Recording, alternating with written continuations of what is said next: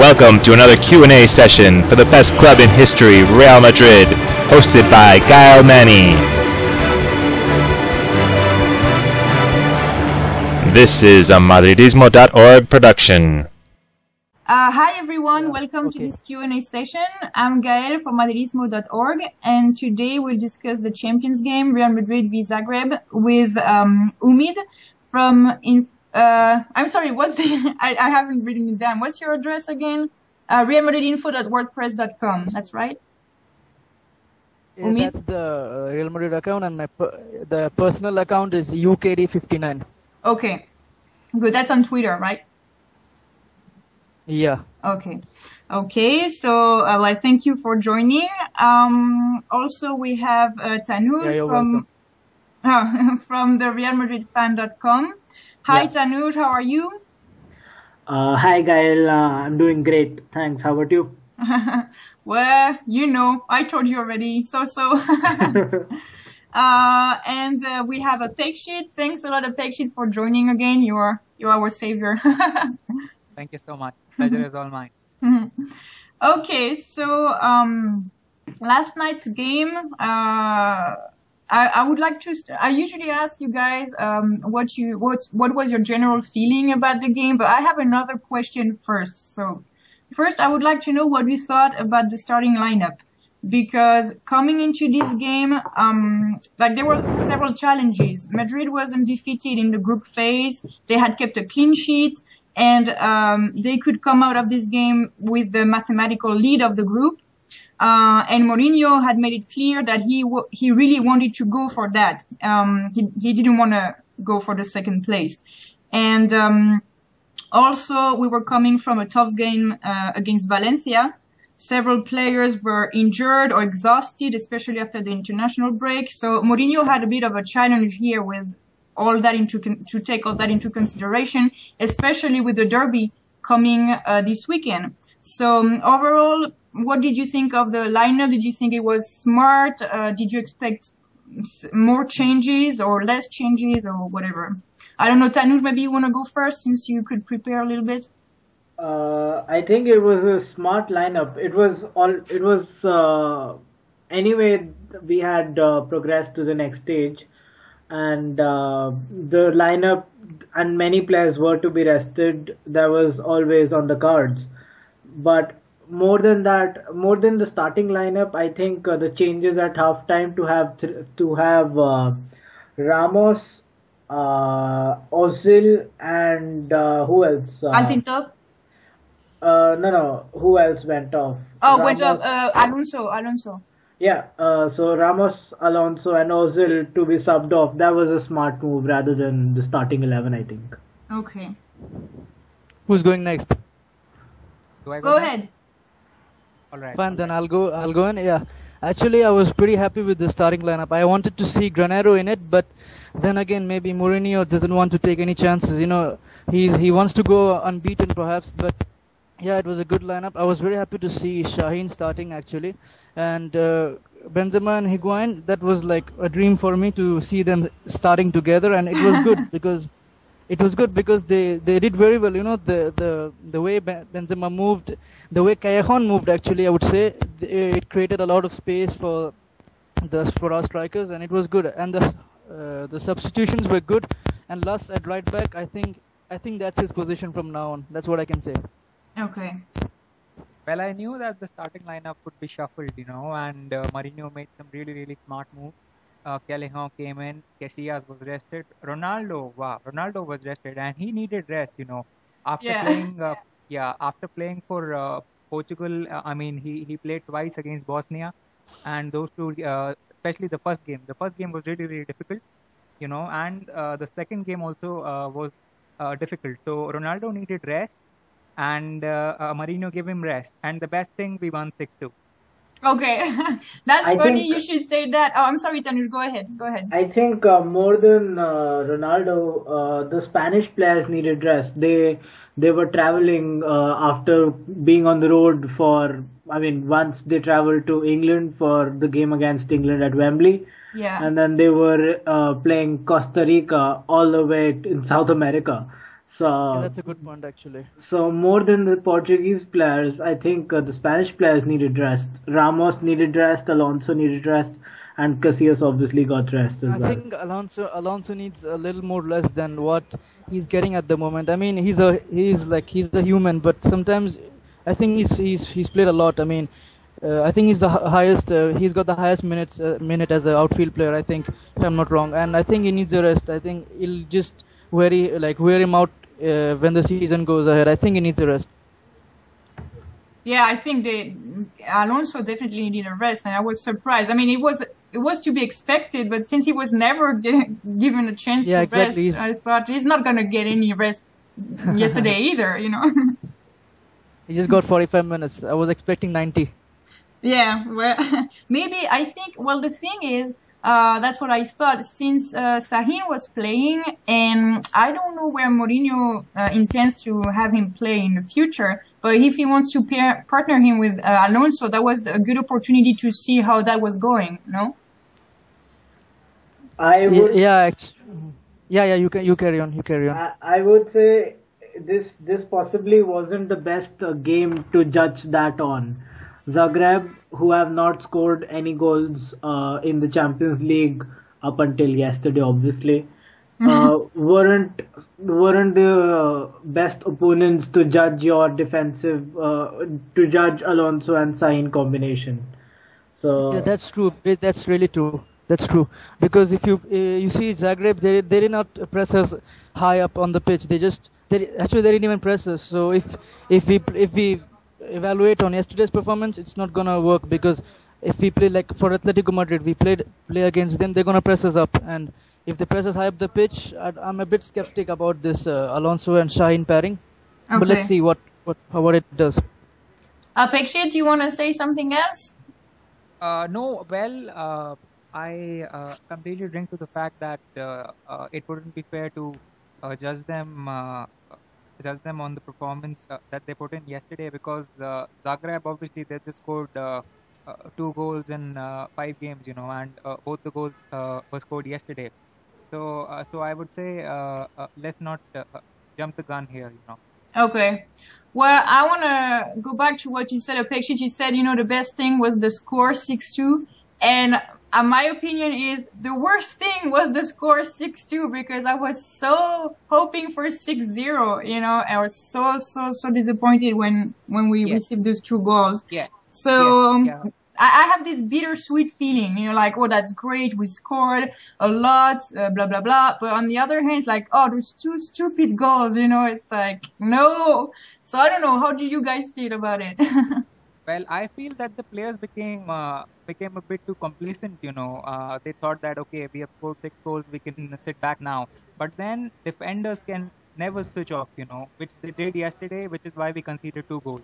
And when I said the best thing was we won, I was referring to the fact that we gave our French players a little run up. So when I said we won 6-2, I meant that our French players played well. Okay. But then, the defender should never switch off. It will terribly harm our team. So the defenders can never switch off.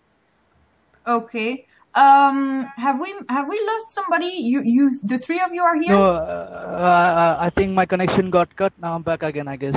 Okay, that's Umid talking, right? Yeah, that's me. Tanush, you're still here. Yep. Okay, good, because I got a message suddenly. I was like, oh, we missed somebody. But okay, that's good. Okay, good. Well, Umid or Tanush, you wanna say your opinion on the game? I mean, not so much your opinion, but your feeling. Like how you.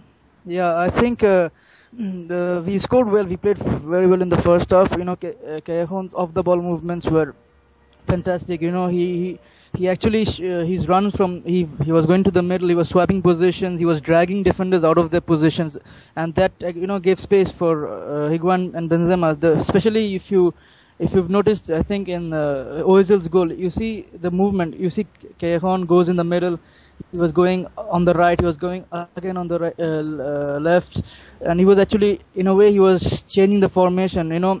From a 4-2-3-1 to a 4-3-3, sometimes to a 4-2-2-2. So I think if this guy, he is not as talented as Pedro Leon, but his tactical awareness and off the ball movements are, it's too good. I think he will get more chances in the future if he plays like this. Yeah, I actually like him a lot because I'm kind of a I like a lot players who run a lot, move a lot. You can see they're really fighting for the ball and everything. And I thought he really demonstrated that yesterday. So yeah, I was happy with his performance. Tanuj, you wanna tell us what you think? On the 2 goals that we conceded, a possibility of it, as Apekshit mentioned, is the complacency. Yeah. Which is true. Another point possibly is that at the back we were playing 4 players who have not played together. We were playing Albiol, Las, and Varane and Contrao at the back. Yeah. So that combination has not played together. So just besides complacency, it was the combination that hadn't gelled together as well. That was possibly the reason that we lost 2 goals. Okay. And Varane, I think he's got a massive future ahead of him. He was superb in the first half. The composure he shows, the calmness he shows while winning the ball, it's fantastic. Because he's so young. He's just 18, and it's hard to believe sometimes because the way he tackles, he doesn't panic while tackling. And I think yes, the 2 goals we conceded, one of them was directly Varane's fault. He couldn't time his jump properly, but he's young still, and of course he has time to grow.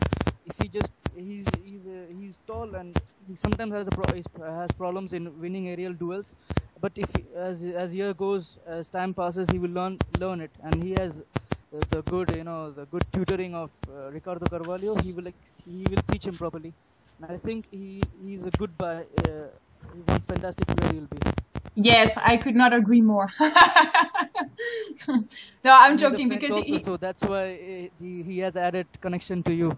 Yeah, exactly. Apekshit, I realize right now that I might have cut you off earlier when we temporarily lost Umid. So I don't know if I did. I'm sorry. And if you wanna add something, well, go ahead. Well, yes, I would just like to add that yesterday our marking was also poor. When in the box, the defenders should take out players completely. They should mark them. But yesterday, I thought that our marking was really, really poor. Okay. Yeah, that's something which we need to work on. And okay. Yeah, that was one of the topics I had for later on. Let me see. Where's my list of questions?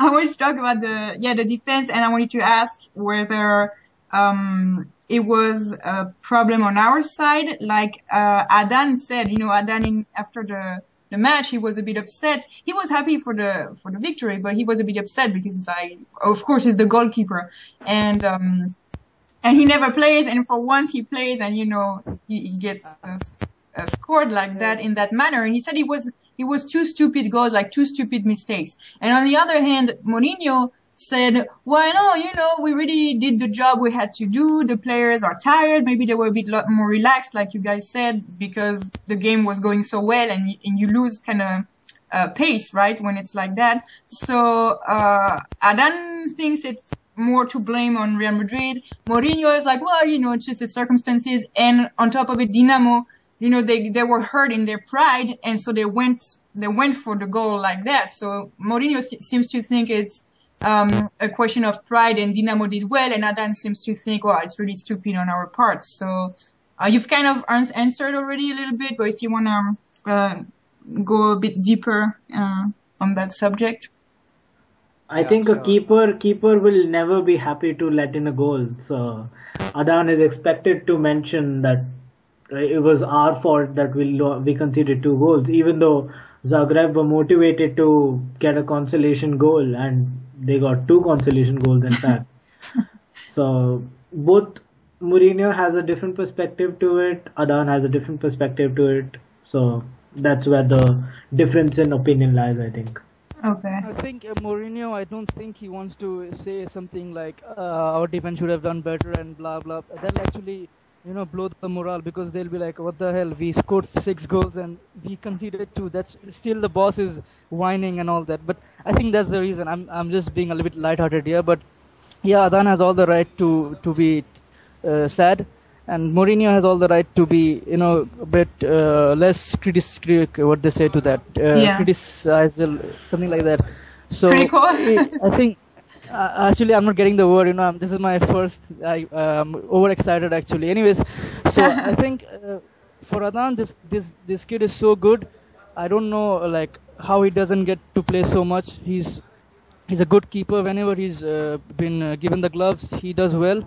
And the 2 goals which were conceded, I don't think he could do anything about it. The first one was Varane's mistimed jump, and the second one was, I think I would blame Lus for that too. He didn't mark his man properly, and there's nothing Adan could do about it. And then there is nothing Mourinho could say about it, because the players did well without Cristiano, and of course Angel Di Maria. So I think it's okay. I think sometimes the coach has to be a bit less criticizable. Okay. Yeah. Okay. Well, I think, there are 2 different perspectives here, because from Mourinho's point of view, everything was great, but then the goalkeepers, what they hate to do the most is pick the ball off the back of the net, That's like nightmare for them. They just don't want to do that. They just don't want to concede. So I thought conceding 2 cheap goals rather was bad. But from Mourinho's point of view, we won the game with our French players, so it was fine. But Okay. Yeah, I think the thing is, like we could have have a record, right? Like keeping a clean sheet the whole group phase, and we're not going to do that. So I guess Adan is also feeling like, I was on the pitch when that happened, when we missed that opportunity. So, yeah, not cool for him. Okay, so a few more words about the defense and Varane. We've already heard Umid on the question. You said that he was great, although he made a few mistakes yesterday. Tanuj, you said that the defense was just maybe not used to playing together as much as when it's the traditional defense we have. Apexit, another comment about our defense and Varane, maybe? well, your voice is breaking. I'm sorry? Your voice is breaking. He says your voice is broken. My voice is broken. Oh, that's not good. Yeah, he wants you to repeat it, I guess. Okay, was my voice broken for you too, Umid and Tanur? No, I could hear it actually. Okay, good. So I go again. What I was basically summing up what Umid and Tanush said about the defense and Varane yesterday, and I wanted to know what you thought about it. Yes, well, I thought in the first half our defenders did a decent job, But then in the box again, if you don't mark strikers, they are surely going to do some damage. And the Zagreb players did that yesterday, Yeah. You just cannot leave them free. The defenders must make sure to pick players up. You man mark them, you just take them out of the game, which we failed to do. Had we kept a clean sheet, that would have been some record. Having played 5 games and 5 clean sheets in the Champions League, that's a really, really big thing, Yeah. That yesterday, yeah. Okay. What about the combination Benzema-Higuain? So Umid, I understand that you were very excited about it and happy. Higuain said that he and Benzema have a great understanding, and they're a good connection. They play well together, and I think it showed yesterday because Benzema scored 2 and he provided 1 assist, and 1 assist only for somebody else, and Higuain scored 1 and he assisted 1 also. So yeah, it's definitely working out well. But is it just because Zagreb wasn't the most challenging team, or was it really that they work well together and it's promising for future games? I think the factor is that I think they both can play together because they complement each other. Benzema is more of a hybrid between a number 9 and a number 10.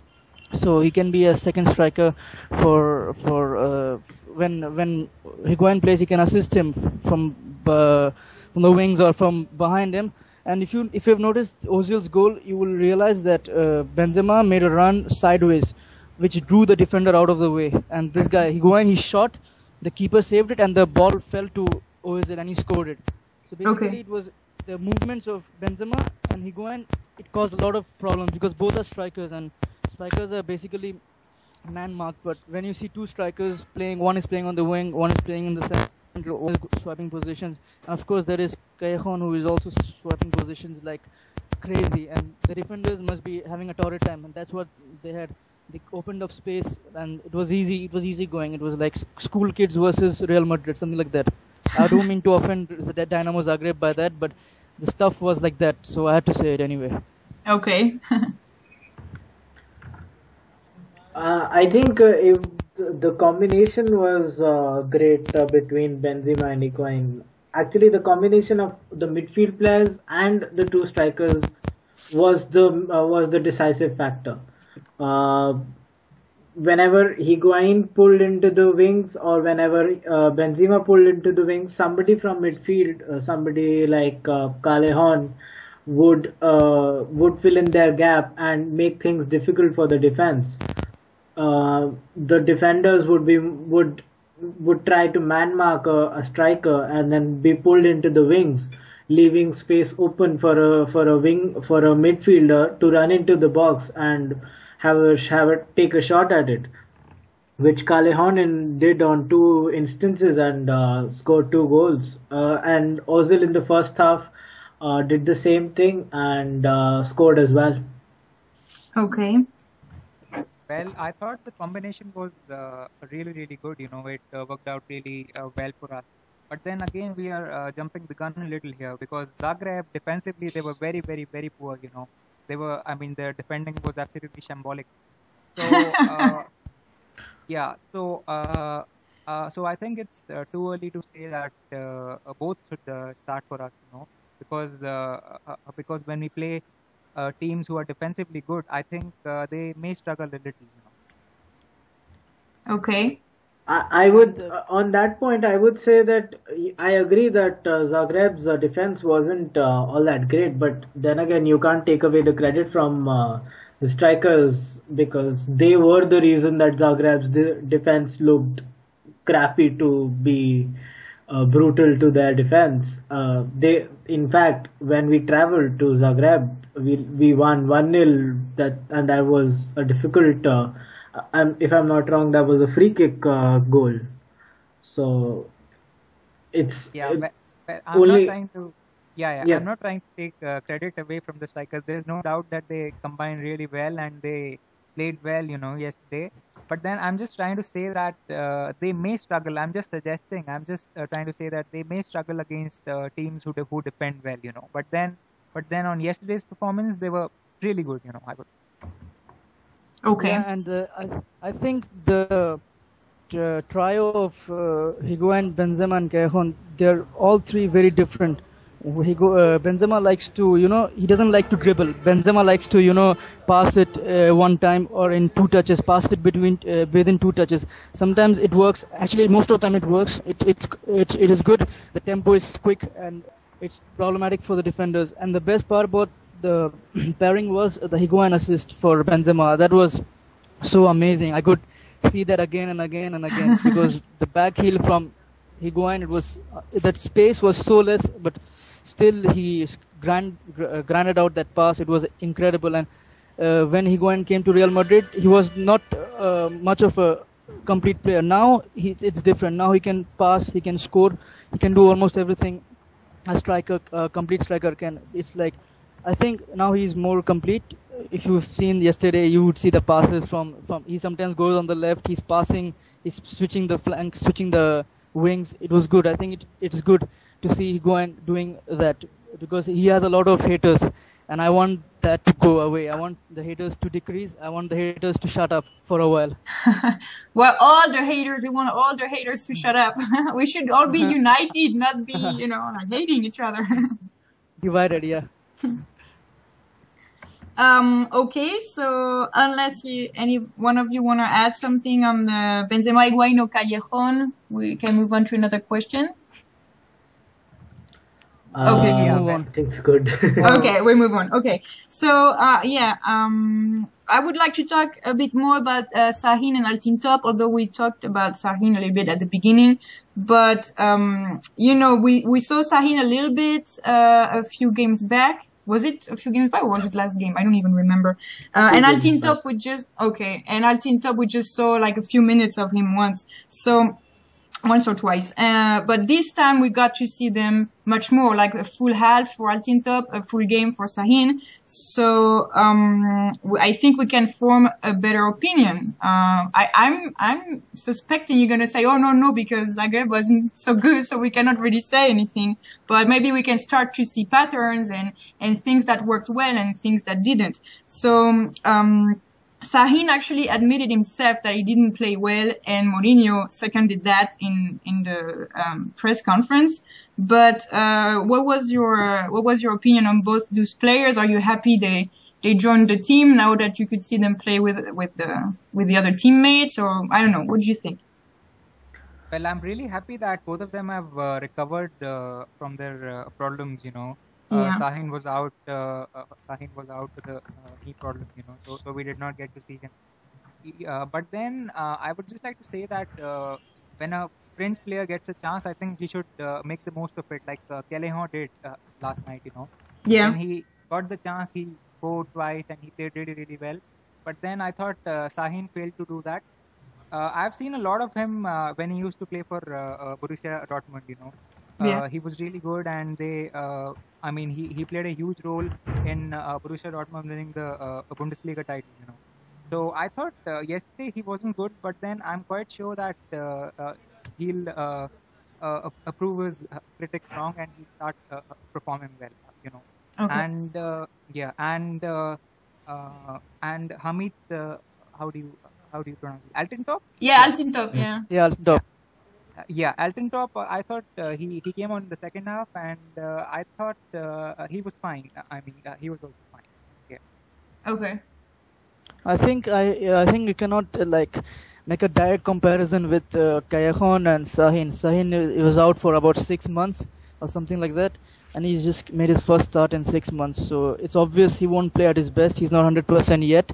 But there was this one moment of his when he made a lob pass at Ozil. He couldn't finish it, however, but that pass was very good. It shows what he can do if he's fully fit.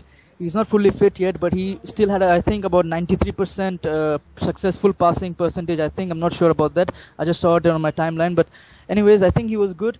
Overall, I was happy with him because given that he's come after 6 months and he's gone through a lot. This is just his preseason actually, but if he continues like this, I think he will reach his best. At least it'll take at least 1 month for him to reach his best.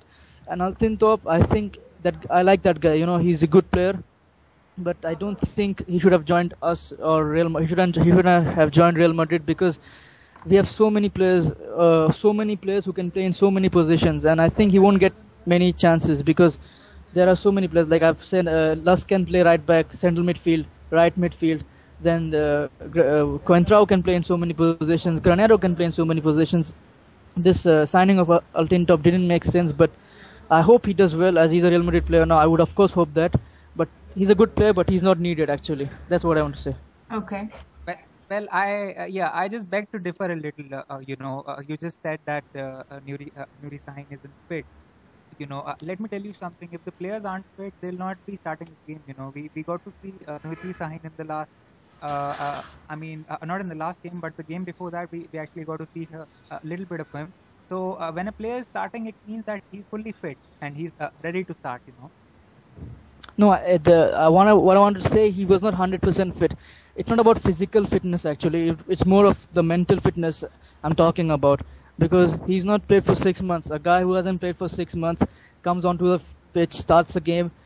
For a club like Real Madrid in front of the Bernabeu, it's pressure. It's big pressure, and of course he was injured for such a long time.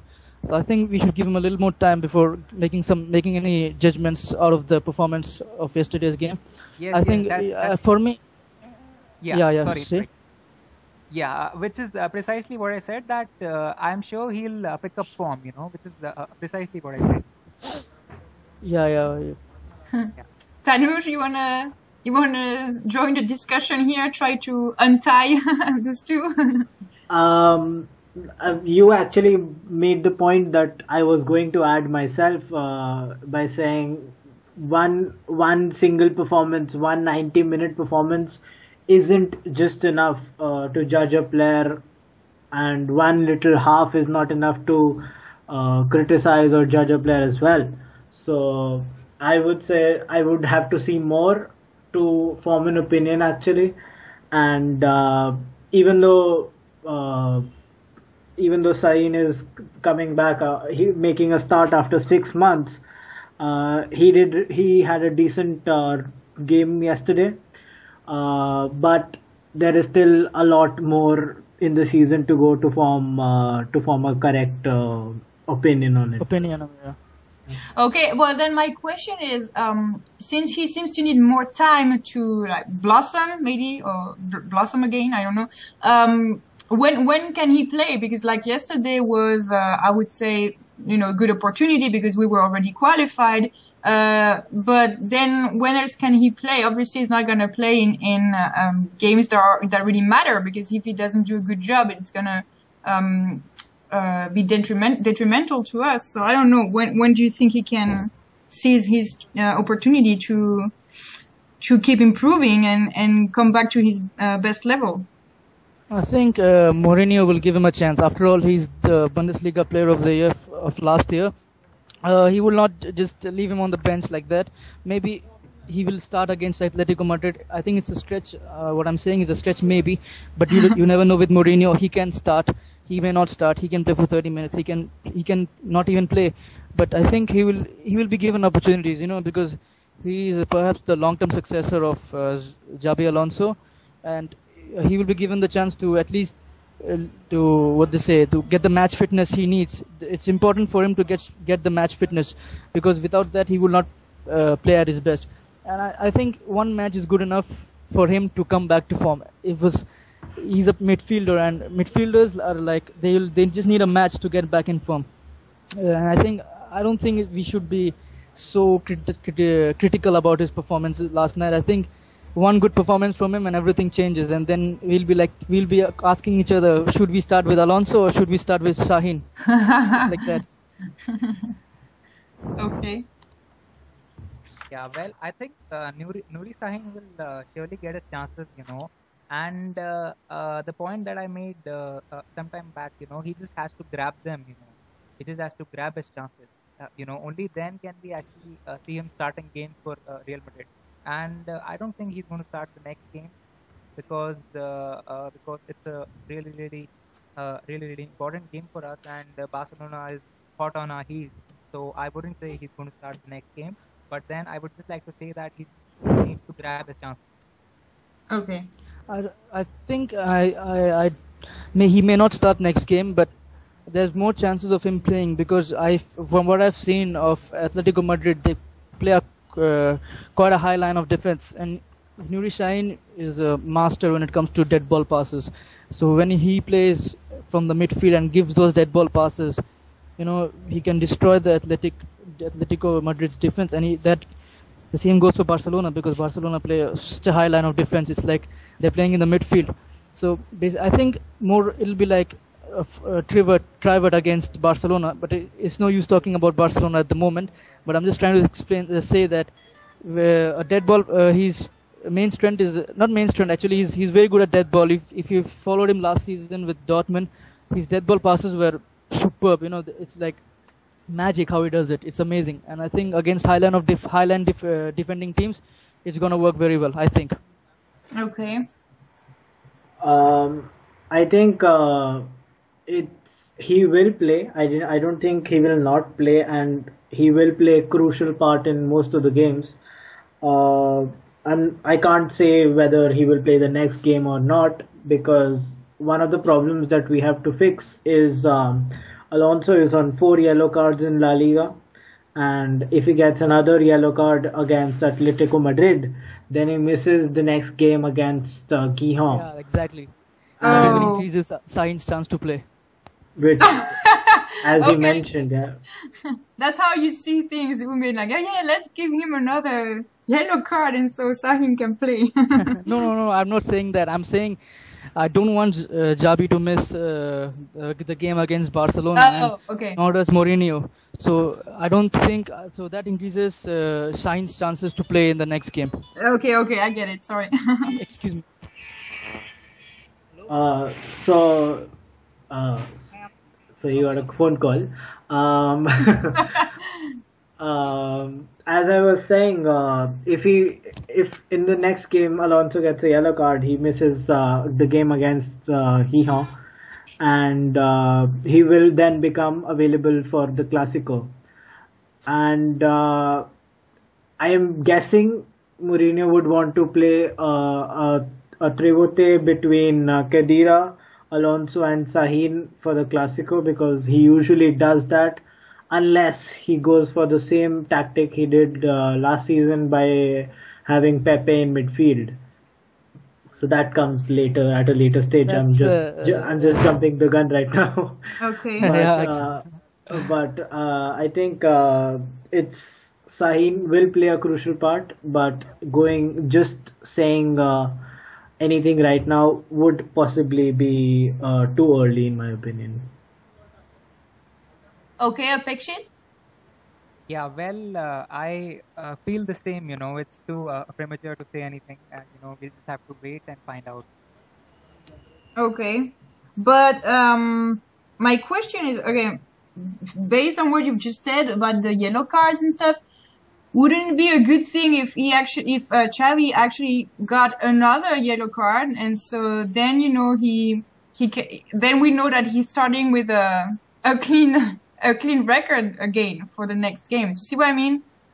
Yeah, so you want a repeat of what happened against Ajax last season? I know, but I mean, I think it's actually it's not pure football, but it's kind of the smart thing, maybe, no?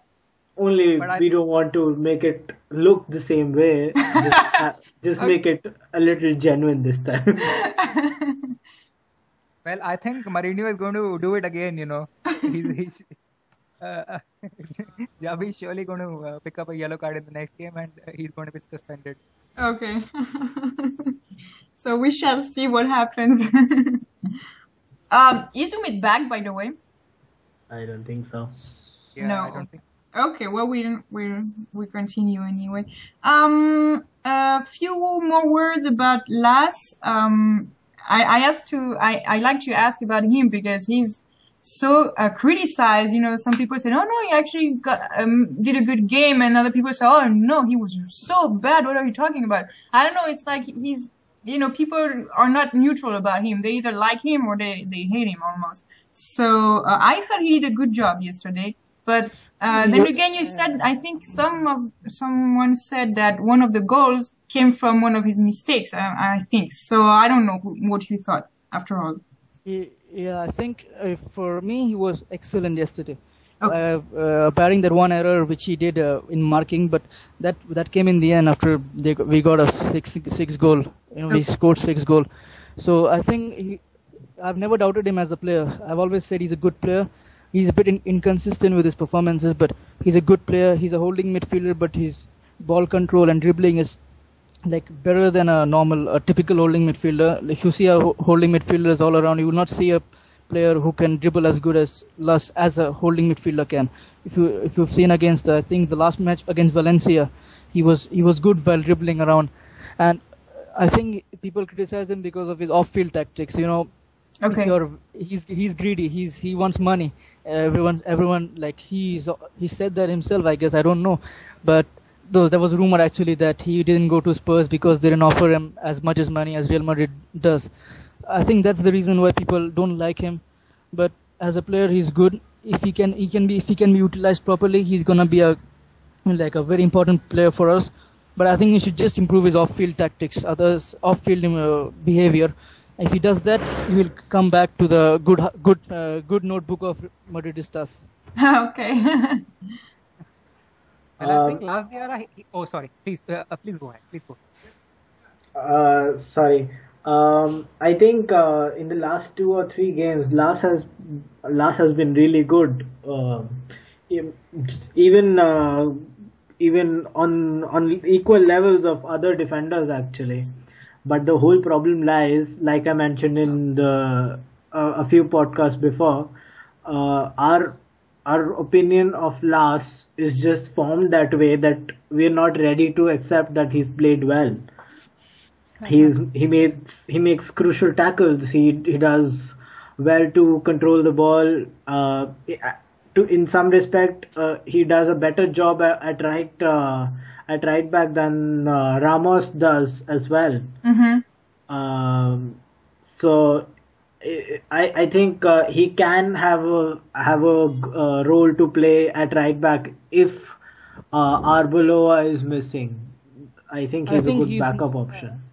Yeah, actually, I think now Mourinho takes him as a right back actually, because now since Ramos has moved into the center, we have just one natural right back, and that is Arbeloa. And in the central midfield, we have a lot of options. I can't even name them. We have so much of midfield players, central midfield players. I think now Lus maybe shifted to right back when Arbeloa is not there. I think even Albiol will play as a right back, but not Ramos anymore. The way it has been showing, the way Mourinho has been indicating us since the last 2 or 3 games, that he's ready to play Albiol in the right, just to keep Ramos in the center. So I think in that case, Lus is right now our second right back, and I don't know which number holding central midfielder he is, because we have so many of them. Well, I said several times that Lars Diarra is a very, very good player, When it comes to winning the ball, he's probably one of the best in the world, He's a natural ball winner, and his distribution is also good. His dribbling is also good. And I would just like to say that yesterday the third goal which Higuain scored, the pass came from Lars Diarra, That was a peach of a goal. That was a peach of a goal, and Lars Diarra actually gave that pass, So I think Lars Diarra, he's a really, really good player, but then we should utilize him to the very maximum. Yeah, Apekshit, I think it was you last time who was saying that Kedira and Lars should try to go forward more and try to score more, right? It was with you that we discussed that. I think it was with you. No, it was with you and Aaron, wasn't it? Yes, that's right. Aaron said that last time. You didn't? No. I thought you said everybody should try to score when they're given the opportunity. Yes. Yes. I was just trying to say that when the midfielders get a chance, they should just shoot. Okay. They should just fancy a crack at the goal. Yeah. Okay. So I see everybody's happy with last performance after all. So I don't know why I worry. Okay. Any other players? Any other topic you wanna comment on? Apekshit, can you talk about? Do you wanna discuss Callejon? Oh. I think we've lost him again. Okay. Well, Umid. In the meantime, do you want to make a little bit of self-promotion for, Real Madrid info and your team? Well, what can I say? Yeah, if you want, my message to the ones who are hearing this, if you want the news of Real Madrid, any kind of news, whatever news, from, as our bio says, from bedroom to the pitch, if you want to know the news, follow us on Twitter. That's what I can say. Okay, can you repeat the Twitter handle and? It's at rmadridinfo. RMADRIDNINFO. Okay, good. Apekshit, are you back? Yes, I'm back. I'm really sorry, there was some problem. No problem, don't worry. So, okay, you go ahead about Callejon. Yeah, I would just like to say that his off-the-ball movement yesterday was fantastic, and he grabbed the chance with both hands, Yeah. Okay. Yeah, that's it. For me, he was the man of the match last night. He was very good. I think, as I've said earlier, he's not talented. He's not as talented as Pedro Leon, the one who he replaced here. Yeah. But his work ethic is much better than Pedro Leon. His off-the-ball movements, he's very tricky, and he has a tactical awareness. He knows what Mourinho has asked him to do, and he does it. And he did it very well last night. He's a good finisher, and he has this. I think he's a striker, or he can play the striker also. He can play the striker, and You can see with his movement, he finds himself in goal scoring positions. He actually almost got a hat trick had the keeper not saved it. It was a great attempt. He tried to lob it, but it didn't find the net. The keeper saved it. And I want to add one last thing before leaving. That is about Benzema's overhead kick, which touched the crossbar. Yeah. Yeah. I think that's the only thing I want to add at the moment, and that is if maybe I was really gutted to see that not going in, because had that gone in, that may have been the best goal of this year's Champions League. It was exceptionally well taken. Very unfortunate not going. Yeah. Oh well, some great goals, if they're not scored, they're not great. But yeah, great opportunities, and it was beautiful. Like so many times we were like, oh my gosh, and then so disappointed. But yeah, could have been great. But yeah. Okay, so should we tell you goodbye, Umid, then right now, or? Yeah, I think I'll leave. I'm getting a bit late already. It's 11 a.m. 11 p.m. at the moment, so I have to leave anyway. Oh wow, okay. Well, thank you so much, and I will stay a few more minutes if it's okay with Tanuj the pick sheet. But thank you so much, Umid. It was very nice to have you on finally. Yeah, and thank you for having me here, and thanks to Apekshit and Tanuj for giving us a great, what they say, time with discussing football. I love discussing football. If I could do this, I would have done this for my entire life. It's fun. Okay, well, I'm glad you enjoyed it. Yeah. Okay. Thanks. Bye. Okay. Bye. Bye. Okay, guys. Well, it's your turn for man of the match. Okay, I would say without a doubt, Callejón. Okay. I second his opinion as well. Okay, so you're unanimous on this as well. Yeah, wow. Yeah, I was wondering. I was thinking, well, 2 goals and 1 assist, maybe Benzema, but Yeah, Benzema would be close second. Is just Calejon's maybe because he's a Canterano as well. So just an added reason, I think. Okay. All right. Okay. Anything else, or that's it? That is it, I think. Yeah. Okay. I don't want to cut you off if you have other topics to discuss. But yeah, on my list, that's it as well. So Tanuj, it's your time for self-promotion. I actually don't like self-promotion, but then again, if I have to. No, you don't have to, but I'm giving you the opportunity. I know you're having, some podcasts of your own, and you certainly don't need me to do that, but I'm happy that you can. No. I don't like self-promotion. So you don't want to say anything? Wow. No, that's okay. Okay, well, you can check the realmadridfan.com for more information. I'll do it for you, you see. Okay, well then, that's it. Thank you very much, guys, for your participation, and I hope you enjoyed it as well. And thank you, everybody, for listening. This was very interesting. We have a great insight from those 3 guys, and yeah, I enjoyed it a lot as well.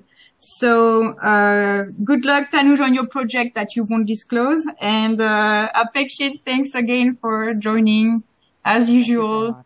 Always there, loyal, and looking forward to more previews and post-game summaries from you. Sure. Yeah. By the way, I would just like to say something. The last article which I wrote, the post-match report, was my 200 article for your website. I'm sorry, what? The last post-match report which I wrote, that Zagreb game report, was my 200 article. Are you serious? Oh, wow. Yeah, I'm serious. Wait, I have to tell Javi that the last post that Apekshit wrote for us was his number 200 for our website. Oh, you told me. Oh, you told Javi already. Okay, well, congratulations. Yeah. I don't know how we should celebrate that, but we definitely should. Okay. Well, we're gonna post some videos and pictures of yesterday's game and some stuff at the Real Madrid Foundation this morning. So maybe that can be a little celebration. Yeah, sure. Oh, do you know who was at the foundation today? We got to meet like quote unquote Pepe. Okay, wow, Oh. that's great. Yeah, but it wasn't expected. We were going just to, to see what was going on, something they have in Mozambique. It was really interesting. And Pepe just happened to be there too. So it was really cool. Great.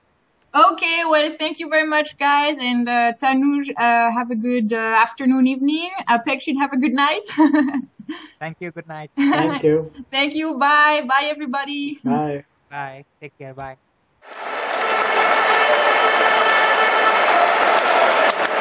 This was a Madridismo.org production.